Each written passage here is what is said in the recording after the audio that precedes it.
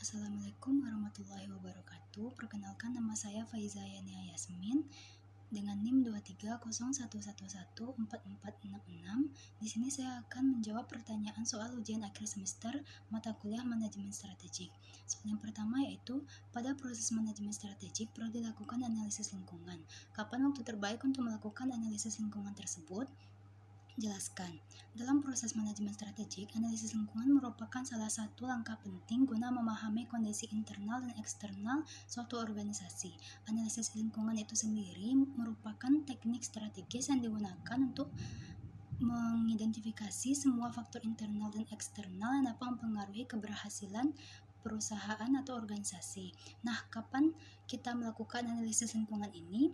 Waktu terbaik untuk melakukan analisis lingkungan yaitu yang pertama, sebelum proses perencanaan strategis dimulai. Analisis lingkungan dapat dilakukan di awal proses manajemen strategik untuk mengidentifikasi peluang dan ancaman yang ada di lingkungan eksternal serta kekuatan dan kelemahan di lingkungan internal. Yang kedua, dengan informasi ini akan menjadi dasar dalam merumuskan strategi yang telah dan sesuai dengan kondisi organisasi. Yang kedua yaitu waktu yang dapat digunakan untuk melakukan analisis lingkungan yaitu secara berkala, tahunan atau setengah tahun. Analisis lingkungan perlu dilakukan secara regular untuk memantau perubahan-perubahan yang terjadi di lingkungan internal maupun eksternal organisasi. Organisasi dapat menyelesaikan strategi jika terjadi suatu perubahan signifikan yang mempengaruhi pencapaian tujuan organisasi tersebut. Yang ketiga yaitu saat terjadi perubahan signifikan. Analisis lingkungan perlu dilakukan ketika terjadi perubahan-perubahan signifikan baik di lingkungan internal maupun eksternal, seperti perubahan teknologi, pergeseran perilaku konsumen, atau munculnya pesaing baru. Perubahan ini dapat mempengaruhi asumsi-asumsi yang digunakan dalam perencanaan strategis, sehingga organisasi perlu mengkaji ulang strategi yang telah ditetapkan. Selain itu, perusahaan atau organisasi juga dapat melakukan analisis lingkungan secara proaktif untuk mengantisipasi perubahan yang terjadi di masa mendatang. Hal ini dapat membantu perusahaan atau organisasi untuk bersiap menghadapi tantangan dan memanfaatkan peluang yang akan muncul.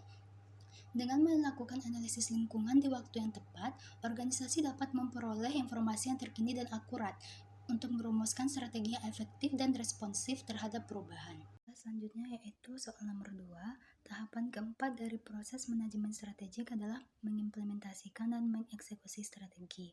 Jelaskan apa yang dilakukan pada tahapan ini dan bagaimana mekanisme kerjanya.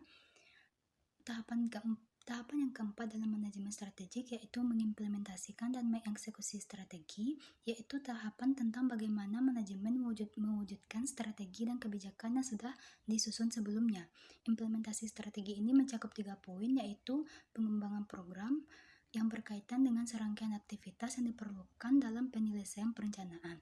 Yang kedua, anggaran yang dirincikan dalam biaya dan digunakan untuk merencanakan dan pengendalian oleh manajemen. Dan yang ketiga yaitu prosedur. Prosedur yaitu teknik atau sistem yang berurutan secara rinci apa dan bagaimana sebuah tugas diselesaikan. Pada tahapan implementasi dan eksekusi strategi dalam proses manajemen strategik, terdapat beberapa langkah penting yang dilakukan dan mekanisme kerjanya, yaitu yang pertama, penetapan tujuan dan target yang terukur. Menetapkan tujuan dengan target SMART atau Specific, Measurable, Achievable, Relevant, dan Time-bound untuk setiap strategi. Tujuan dan target ini harus selaras dengan strategi yang dirumuskan sebelumnya. Penetapan tujuan dan target yang jelas akan membantu dalam mengarahkan dan memotivasi karyawan untuk mencapai tujuan organisasi. Yang kedua yaitu penyusunan program dan anggaran yang detail. Mengembangkan program aksi yang membuat langkah-langkah konkret dan terukur untuk mencapai tujuan dan target. Menyusun anggaran yang realistis dan mengalokasikan sumber daya yang diperlukan untuk setiap program. Memastikan program dan anggaran selaras dengan strategi yang telah ditetapkan. Yang ketiga yaitu penugasan dan pembagian tanggung jawab yang jelas.